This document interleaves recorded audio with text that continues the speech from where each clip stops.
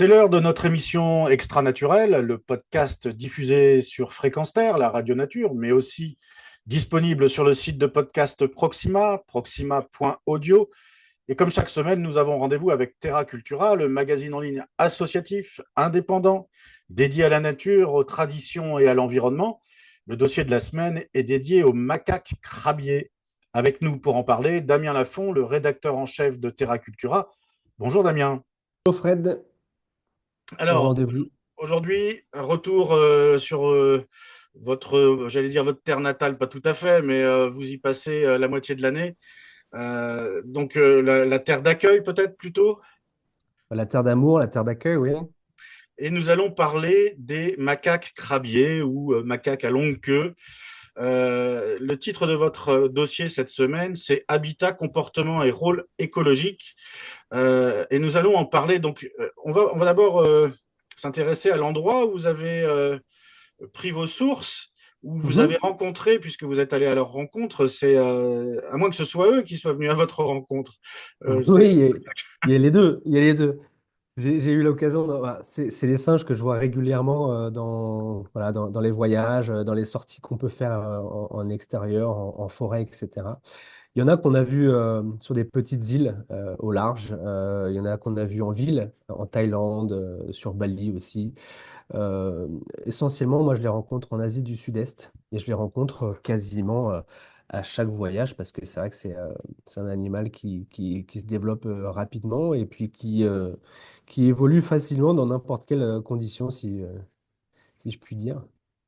Alors donc là, vous les avez rencontrés. Là, les photos, elles sont de vous, je crois, hein, ou Ouais, majoritairement. Il y a aussi il y a votre une frère photo qui a de mis la main à la Florian, pâte, si j'ai exactement. bien Ouais, compris. Il y exactement. a une petite vidéo qu'on peut voir avec Eh oui, alors ça, c'est sur l'île de Bornéo.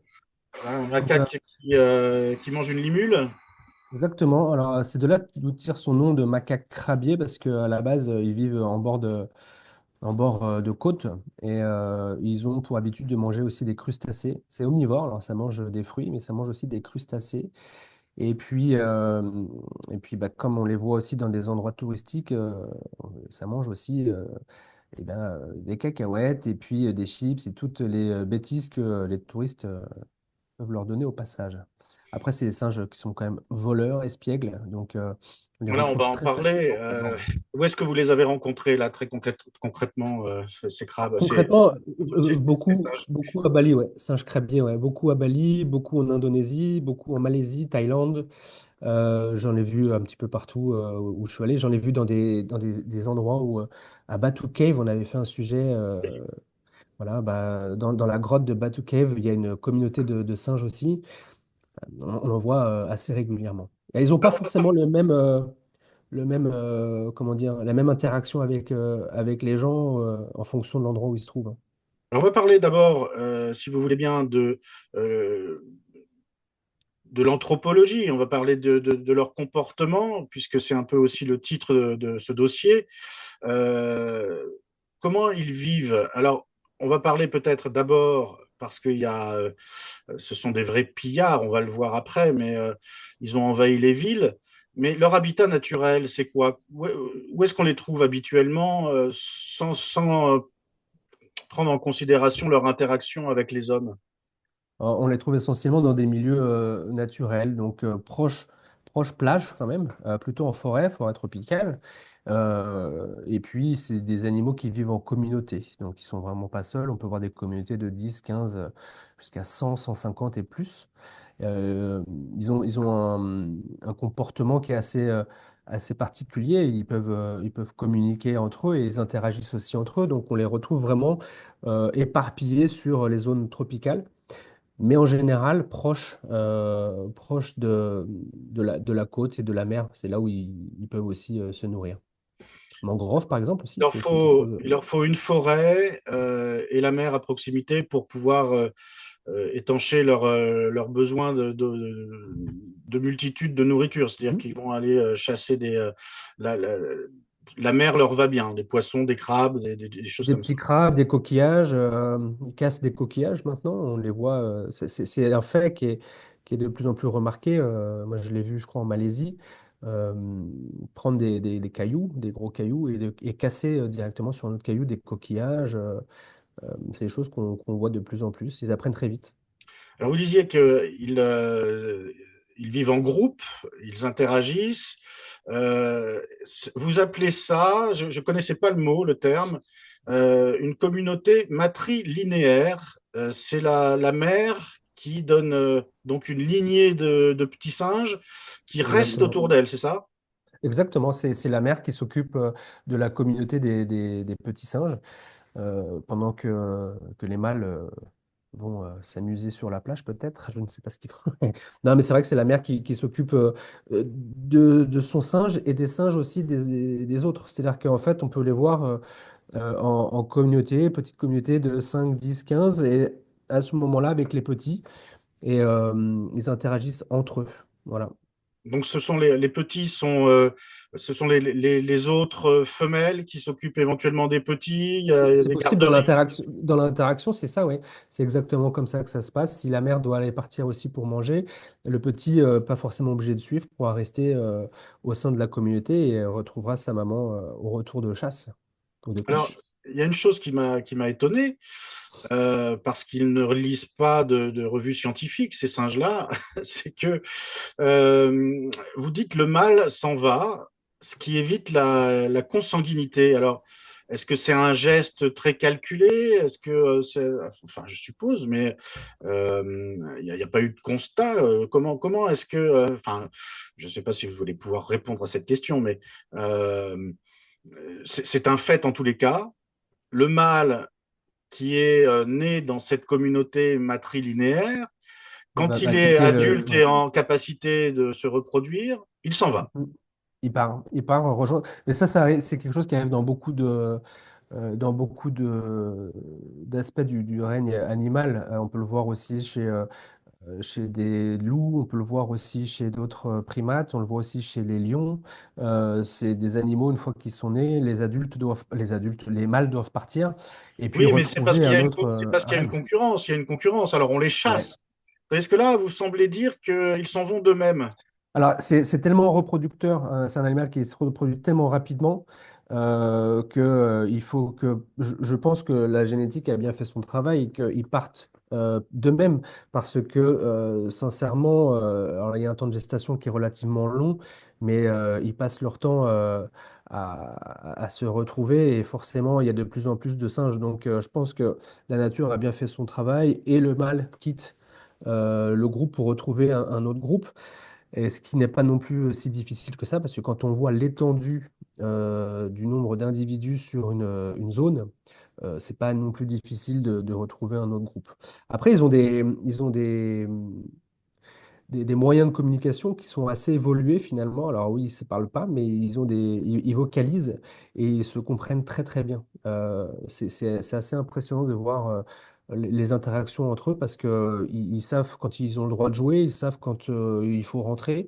Moi, j'ai déjà vu des mères crier ou pousser des cris et voir les petits revenir en moins de deux au cocon familial, quoi. C'est assez impressionnant. Alors ça, c'est quelque chose qui m'a intrigué. Et, c'est toujours, c'est quelque chose qu'on apprend souvent à l'école. On ne sait pas, hein, si c'est vraiment vrai, mais les anthropologues, là, du côté humain, euh, semblent dire qu'on descendrait, bon, c'est pour les adeptes du darwinisme, hein, euh, qu'on descendrait du singe. Quelque chose qui m'a toujours intrigué. Comment d'une bête poilue on a réussi à devenir un berbe et évoluer de cette façon-là. Alors c'est peut-être pas le macaque qui sera notre modèle, mais euh, je me demandais si vous aviez pris le temps de les observer. Apparemment oui, puisque vous avez pris des Ouais, photos. ouais. Euh, Qu'est-ce que ça peut nous apprendre quand on regarde un groupe de singes sur nous, sur notre comportement? Est-ce que vous avez réussi à interagir avec eux? Ah, c'est quand même assez compliqué, mais c'est vrai qu'il y a des ressemblances parce que on pourrait dire que ça peut être nos cousins éloignés. Et effectivement, il y a des ressemblances. Alors, je crois que le singe, le macaque crabier, il fait partie de la quatrième branche par rapport à nous. Donc, avant nous, il y aura le gorille. Après, il y aura les orang-outans et puis ensuite on remonte sur tout ce qui est macaque. Et il y en a qui se lèvent déjà un petit peu sur leurs pattes. Ils sont capables de faire des choses aussi, comme je le disais tout à l'heure, d'utiliser maintenant des outils. Donc, ils vont utiliser d'autres cailloux pour casser des noix, pour casser des coquillages. Et puis, on voit aussi qu'il y a des ressemblances dans les traits, dans ce qu'ils font, surtout avec les petits qui sont proches de la mer, qui sont méfiants. Et puis, il y a ce système aussi d'agressivité, de faire peur aux autres. C'est-à-dire que dès qu'il y a un danger, ils vont pas forcément attaquer, mais ils vont un peu, ils vont se montrer, ils vont se lever, ils vont montrer qu'ils sont plus gros, ils vont peut-être crier, et puis ils vont commencer à montrer les dents. Par rapport à nous, c'est sûr qu'on n'évolue pas de la même façon, mais quand on se sent attaqué, on est un petit peu dans la même situation, c'est qu'on va essayer aussi alors, soit de fuir, ce qu'ils font aussi, ou alors soit eh ben, de se sortir de cette situation par un biais, quoi. Ils sont très protecteurs. C'est ce que je vois, c'est que les mamans sont très, très protectrices des petits, souvent qui les ramènent sous le ventre, qui les protègent.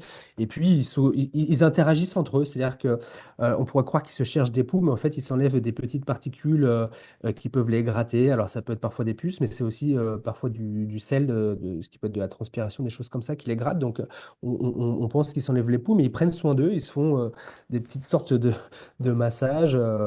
Non, il y a une vraie gestion de communauté. Moi, je trouve ça assez intéressant.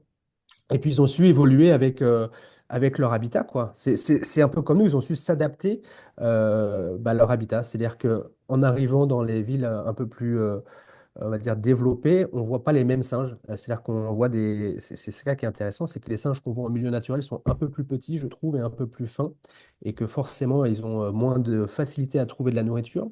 Quand on les retrouve dans un endroit, on va dire, entre guillemets, protégé, comme dans une ville ou dans un parc national ou dans une forêt comme à Ubud, à Bali, là, où les gens leur donnent à manger, on voit des spécimens qui sont quand même beaucoup plus grands, beaucoup plus gros, plus agressifs aussi.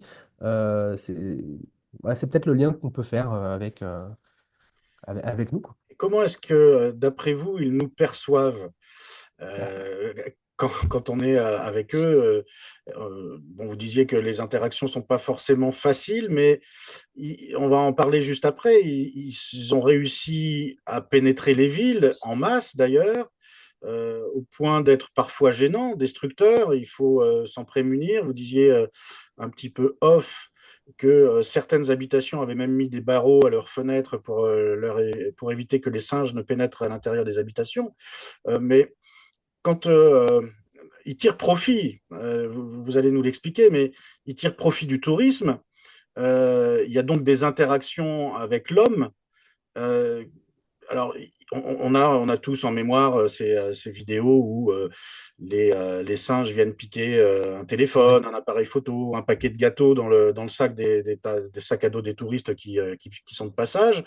Mais euh, comment, d'après vous, est-ce qu'ils nous cernent? Comment on n'est pas qu'un garde-manger, ils savent nous manipuler en quelque sorte. Ouais, c'est ça. Déjà, bon, il y a la masse, c'est-à-dire qu'ils ont cet effet de groupe. Moi, c'est ce que j'ai remarqué. Alors, c'est sûr qu'ils sont eux plus petits. Et puis nous, on est quand même assez craintifs en général. Ça reste un animal sauvage qui a quand même des dents assez, assez importante, qui a une force de pression dans la mâchoire qui est quand même terrifiante. Donc nous, on s'en méfie en général. Et je pense qu'ils le savent et qu'ils voient qu'on n'approche pas non plus trop près. Et il y a ce fait de communauté, de gérer en communauté une action sur une personne, quoi. C'est-à-dire que moi, j'ai eu cette anecdote où, comme je disais tout à l'heure, pendant le Covid, les singes de la ville d'Ubud n'avaient plus accès donc au tourisme. Et forcément, dans la forêt, s'il n'y a pas de fruits et autres, ils ne peuvent pas se nourrir. Et ils ont envahi la ville, ils ont été chez les gens. Et à ce moment-là, là, c'est vraiment la survie pour eux. Donc, ils ont moins peur aussi de nous et ils viennent rentrer dans les habitations pour aller récupérer bah, ce qu'ils peuvent pour manger, quoi. Et ils le font pas seuls, ils le font à plusieurs. C'est-à-dire qu'il y en a un qui part faire quelque chose et puis derrière, en garde, il y a deux, trois singes qui surveillent. Et si jamais il y a une interaction homme-singe, on voit les autres arriver et puis protéger et devenir agressifs, quoi. Donc, Ils savent aussi, ouais, nous utiliser parce que quand ils volent quelque chose, une paire de lunettes, je parle de ça parce que ça m'est arrivé, et que, ils la mettent au-dessus de la falaise, et puis voilà, c'est soit tu me donnes quelque chose ou soit je la lâche. Oui, Ils ont bien compris que c'était un système de troc et que, et que derrière, et c'est là où ils s'apprennent les choses parce que plus on avance dans le temps, plus on voit que ils sont partis de petites bouteilles d'eau, une paire de lunettes, un téléphone, enfin les appareils photo qui montent dans les arbres. Et puis le montrent, quoi. C'est bon, bah maintenant, ouais, il me faut quelque chose. Et là, il y a des gardes qui viennent.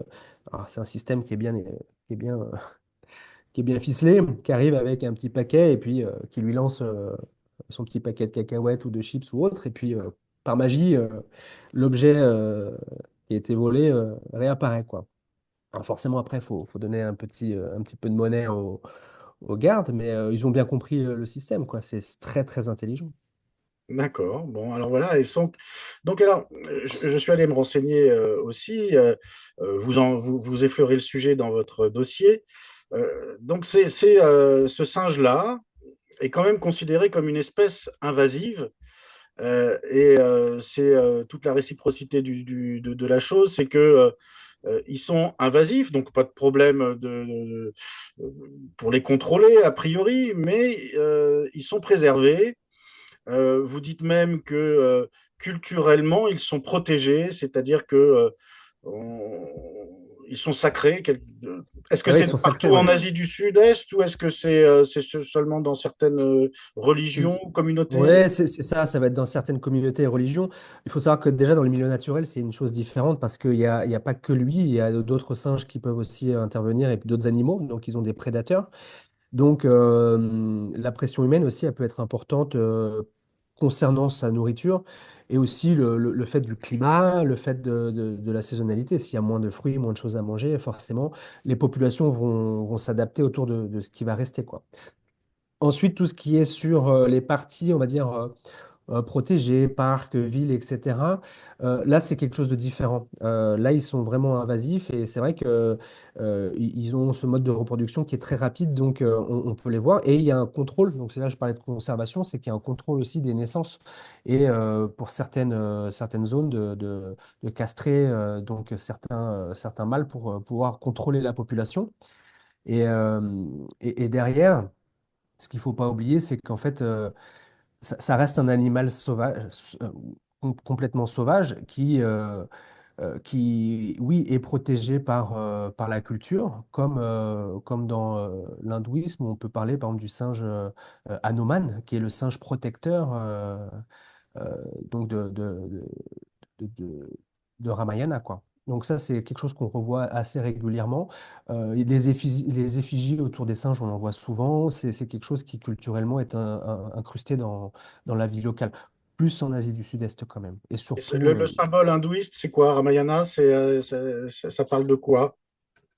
ben c'est l'histoire un peu, c'est le Roméo et Juliette à la façon hindoue, quoi. Je tire les traits là, mais en gros, Euh, c'est euh, c'est avec Shiva, c'est avec tous ces éléments en fait. On peut voir dans les danses balinaises par exemple. En gros, ces caractères, enfin comment c'est, j'ai oublié le mot. C'est des Il caractères. symbolise quoi le singe pour les hindous? C'est quoi la Ah, prospérité? c'est le singe protecteur, c'est celui qui va protéger en fait entre guillemets la princesse du mal. Donc c'est celui qui va venir se défendre, qui va partir à la guerre pour protéger du mal, des forces du mal. C'est ce qu'on revoit aussi dans le temple de Batu Cave où il y a des statues à l'effigie des singes qui est Hanuman, le singe Hanuman. Ouais.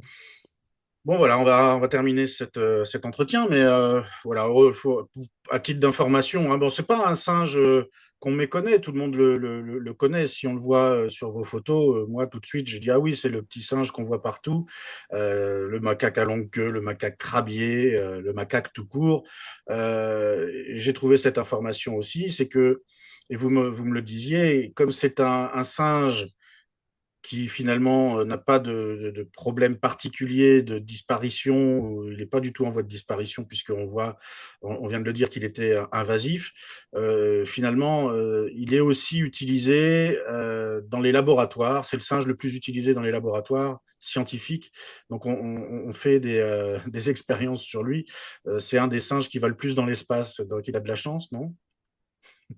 Bah, pour moi, je pense pas qu'il ait cette chance-là, mais ouais, effectivement, malheureusement, on le retrouve. Malheureusement et heureusement, en fait, c'est difficile de donner un avis sur le sujet, mais il faut voir les conditions de traitement. Mais oui, il est utilisé largement dans les études scientifiques. Je pense que c'est par rapport euh, à la génétique et aux traits génétiques qu'il peut avoir avec l'homme. Alors, je ne peux pas vous dire sur quel type de recherche il travaille. Je pense que c'est sur aussi beaucoup de choses sur la peau, les vaccins, etc. Mm. Mais oui, c'est un singe qu'on retrouve aussi malheureusement là pour le coup dans des foires. C'est-à-dire que les hommes vont s'en servir voilà, pour lui faire faire du vélo, pour lui faire faire des bêtises sur les carrefours qu'on peut voir voilà, en bord de route. C'est quelque chose qu'on voit beaucoup dans les villes. Ils sont pas forcément bien traités, ils sont dans une cage, ils sont habillés comme des clowns et puis ils sont tenus en chaîne toute la journée. Donc ils sont voilà, tenus à la baguette Mm. on Est-ce peut que vraiment le c'est dire. aussi, comme nous on en ferait, si on le comparait par exemple à des chats, on pourrait dire que bon, il y aurait dans une ville une invasion de chats, Ouais. mais le chat est aussi un animal de compagnie chez nous. Est-ce que là-bas, ces singes-là peuvent aussi devenir des animaux de compagnie? Ouais, j'ai une voisine, moi, à Bali, qui a un petit macaque. Alors, nous, on fait attention parce que c'est vecteur de la rage. Donc, il faut forcément. C'est le problème qu'on a aussi dans les villes, hein. C'est que s'il n'y a pas ce traitement anti-rabique, bah forcément, on peut avoir des mauvaises surprises. Donc, nous, on prend des précautions parce que c'est vecteur de pas mal de maladies. C'est pas son milieu naturel. Voilà, son milieu naturel, ça reste un milieu, on va dire, végétal, tropical, bord de mer. Là, il se retrouve en ville, donc forcément, s'il traîne dans les rues, euh, c'est pas forcément terrible. Et le fait d'avoir beaucoup de singes au même endroit, ça véhicule aussi plus de transfert de virus et de bactéries, donc c'est pas forcément bon pour nous, quoi. Mais oui, Mm. oui, moi j'ai déjà vu des gens avec des petits singes, avec des couches qui te laissent. Ouais, c'est un peu. D'accord. Bon, bah écoutez, merci Damien Lafont. Donc, cet article sur les macaques, si vous ne connaissez pas cette espèce, moi je la connaissais, mais j'ai appris quand même des choses et pas mal de choses. Entre autres, le fait que c'était une communauté matrilinéaire et que malgré son aspect invasif, c'est une espèce qui est protégée. Elle est protégée par la culture locale en général. C'est ce que vous venez de nous expliquer. Et tout ça, c'est à retrouver dans cet article de la semaine sur le site de Terra Cultura, terra-cultura.com, le magazine en ligne associatif, indépendant, lié à la nature, aux traditions et à l'environnement. Est-ce qu'on a une idée de ce que vous nous donnerez à lire la semaine prochaine? Et oui, on va repartir en Australie et ce sera avec notre correspondante Svetlana qui nous a fait un sujet sur l'art arborigène, l'art rupestre aborigène. Donc elle a pu photographier dans des grottes et puis dans certains endroits des peintures rupestres de plus de 40 000 ans. Donc elle nous en parle et c'est très intéressant. Je n'en doute pas, comme d'habitude. Merci Merci. Damien. Et Merci donc, est-ce Frédéric. que c'est vous que j'aurai la semaine prochaine ou est-ce que c'est Je, Svetlana? je crois que c'est Svetlana. Bon, alors on va régler notre On entretien. va laisser les spécialistes parler de leur sujet. On va repartir de l'autre côté de la planète avec plaisir avec Svetlana. C'est toujours des paysans. Merci Damien. Et donc Merci dans beaucoup. une quinzaine de jours, très certainement. C'est ça. Merci beaucoup. Bonne semaine.